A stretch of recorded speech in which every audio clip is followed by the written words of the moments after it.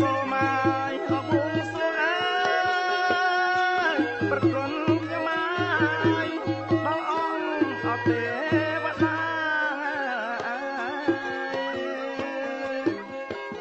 ខ្ញុំសូមឲ្យអបួងសួងអើ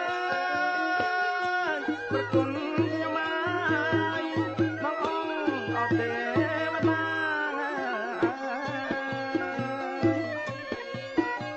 យ៉ាងឆយអកម្មមាទាំងឆកម្មមា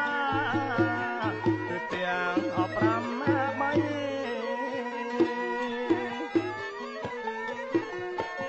យ៉ាងឆយអកម្មមាប្រគុណខ្ញុំមកគឺទាំងអ5 3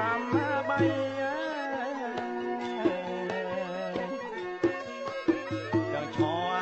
យអកម្មមាប្រគុណខ្ញុំមកគឺទាំងអ5 3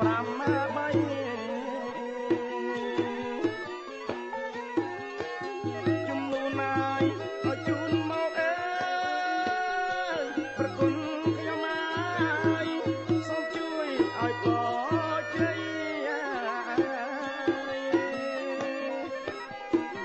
ជំនួនឲ្យជូនមកអើយប្រគុណខ្ញុំមកសូមជួយឲ្យពរជ័យសូមឲ្យអាយអសួស្ដីប្រគុណខ្ញុំមក